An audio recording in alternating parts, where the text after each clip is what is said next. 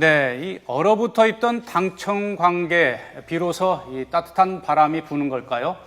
어제 이 현기환 이 청와대 정무수석이 김무성 새누리당 대표를 예방한 데 이어서 내일은 박근혜 대통령과 새누리당 이 지도부가 청와대에서 회동을 합니다.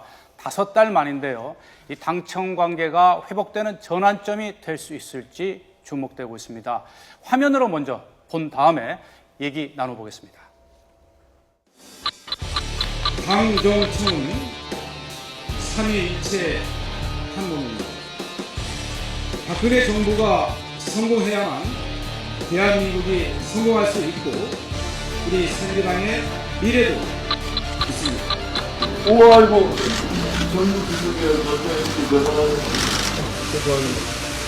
우리 경기한 정무수석 이렇게 아주 적임자를 잘 고르기 위해서 대통령께서 무려 54일간의 긴 시간을 가진 것 같습니다. 평소 마음으로 존경하는 김무성 대통령께서 이렇게 따뜻하게 맞아주셔서 진심으로 감사드립니다. 앞으로 잘 하도록 하겠습니다. 고맙습니다. 16일 목요일인가요?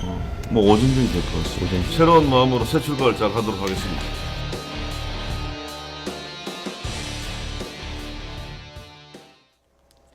네, 앞서 화면으로 보셨듯이 냉랭했던 이 당청 간의 갈등이 조금은 해소된 것 같은 분위기인데요. 어떻게 보셨는지 모르겠습니다. 자, 추 의원, 현기환 정무수석 논란 끝에 임명이 됐습니다. 네. 청와대와 이 여의도 정치권과의 가교 역할 잘 해낼 수 있을 것 같습니까? 단적으로 어제 김무성 대표가 현기환 수석한테 이런 말을 했습니다. 그 서중주 시인의 국화협회서라는 시가 있죠. 네. 한석이 국화꽃을 피우기에 소쩍새는 밤마다 소쩍새는 그렇게 울었나 보다. 이 시 인용하면서 적임자를 잘 고르기 위해서 대통령이 한 54일 동안 그렇게 시간을 가진 것 같다라고 굉장한 덕담을 건넸죠. 네. 그 현 수석하고 김무성 대표는 그 호영호지하는 그런 굉장히 절친한 관계라고 합니다. 네. 같은 부산을 지역구로 뒀던 경험도 있고요. 네. 그래서 개인적인 인연으로나 이렇게 또 성격으로 보면은 당청 관계가 이제 좀 원활하게 풀리지 않을까 이런 기대들을 많이 하고 있는 것 같습니다. 김무성 대표 입에서 적임자 이런 표현도 나오지 그렇습니다. 않았습니까? 네. 어제 분위기만 봐서는 김무성 대표도 오랜만에 좀 여유를 찾은 모습이었는데 내일 회동이 있지 않습니까? 네, 그런 그렇습니다. 회동 전망도 좀 밝게 하는 대목인 것 같아요. 어떻게 보세요? 모처럼 청와대에서 대통령과 새누리당 지도부가 이렇게 웃으면서 악수하는 사진이 아마 찍혀지지 않을까라고 생각됩니다. 그 지난 3일이었던가요? 네. 광주 유니버시티대학대 개막식에서 대통령이 김무성 대표 이렇게 냉대했던 그런 장면이 화제가 됐었는데 이제 그것이 내일을 계기로 해서는 좀 풀리고 당청이 좀 가깝게 같이 협력하는 그런 모습을 보일 것으로 이렇게 예상이 됩니다. 네.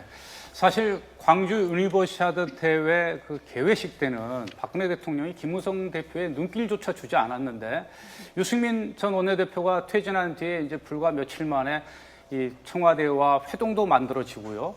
이게 굉장히 따뜻한 봄이 오는 것 같은데 이게 며칠 만에 이렇게 분위기가 전환되는 것도 어떻게 보면 이게 정치라서 그런 건가요? 임 변호사님 어떻게 보십니까? 무슨 앞에 말씀을 조금 더 이어서 드리자면 정무수석이 이제 이번에 다시 그 빈자리가 채워져서 당청 간에 조금 더 이제 대화가 잘 되고 소통이 잘 될 것이다. 그것도 일리 있는 말이지만은 정무수석이 없어서 그동안 당청 간에 소통이 안 됐던 것도 아니고요. 있다고 해서 반드시 소통이 원활한 것도는 아니겠죠. 그러나 이제 어쨌든 도움은 되겠죠. 네. 그런데 저도 이제 당청 간의 화해가 이제 좋은 분위기로 갈 것이다라고 예상을 하는 게 당 입장에서도 청와대와 척을 진다고 해서 내년 총선이며 대선이며 전부 다 분리할 것이고요. 청와대 입장에서도 여당과 당과 발을 맞추지 않는 이상은 정책을 끌고 나가기 어렵지 않겠습니까? 결국 네. 당과 청이 전부 다 원하고 있습니다. 이제 삐걱대지 말고 우리가 같이 화합을 해야만 된다. 그것은 이미 여론조사에서도 다 그것이 보이지 않습니까? 그렇기 때문에 그런 일환에서 이번에 이제 오랜만에 5개월 만에 청와대와 당이 서로 만나기로 다시 한 것 같고요. 그런 분위기에 이번에 새로 들어오신 그 정무수석도 거기에서 이제 한 역할을 하지 않으실까 예상을 해봅니다.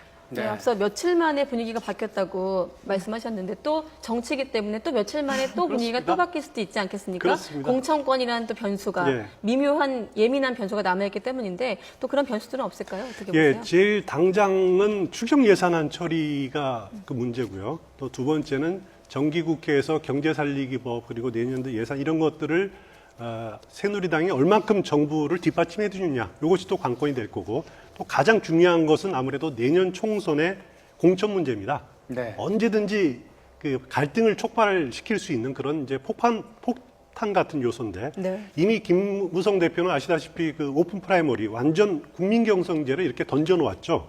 그 공천권을 국민한테 돌려주자는 것인데 결국은 자기도 공천권을 포기할 테니까 청와대도 공천에 대한 권한을 포기하라는 그런 의미입니다. 결국 언제든지 갈등이 촉발될 수 있는 그런 소지를 안고 있는 거죠. 네. 새로운 마음으로 새 출발하겠다. 김무성 대표 얘기했고 지금 방금 추 의원께서도 지적을 했듯이 이 뭐 국정을 갖다가 이 여당과 청와대가 앞에서 끌고 뒤에서 밀어주고 그렇게 해야지만 또 이제 국정이 잘 돌아가는 것 아니겠습니까? 하지만 수평적인 당청 관계는 유지하는데 보다 신경을 쓰겠다고 김무성 대표가 얘기를 했어요. 1주년 기자간담회에서 그 부분이 잘 지켜지겠습니까? 잘 지켜지기를 바라기도 하는데요. 저는 또 그분의 그 원유철 원내대표의 그 말이 굉장히 네. 인상이 깊었는데 수평 수직 관계가 아니라 우리는 아예 그냥 한 뿌리에서 나오는 한 몸이다라고 얘기한 부분이 뭐 인상에 남습니다. 수평이던 설사 수직이던 한 몸이던 간에 국민이 바라는 거는 결국에 국정을 잘 이끌어가주는 거거든요. 기왕이면은 말씀하신 수평 관계나 한 뿌리거나 이런 관계에 좀 건강한 모습을 보여줘서 그런 권력 관계 건강한 모습을 보여줘서 국정을 잘 이끌어가기를 바라는 마음뿐입니다. 네. 자, 내일 이 당청 간의 이 회동이 예정이 되어 있습니다. 대통령과 여당 원내 지도부가 만나는데요. 그야말로 이 당청 관계가 이 건강한 이 긴장 관계 또 협조 관계가 돼서 이 국민 민복을 위한 이 진정한 이 정치를 해주기를 기대하겠습니다.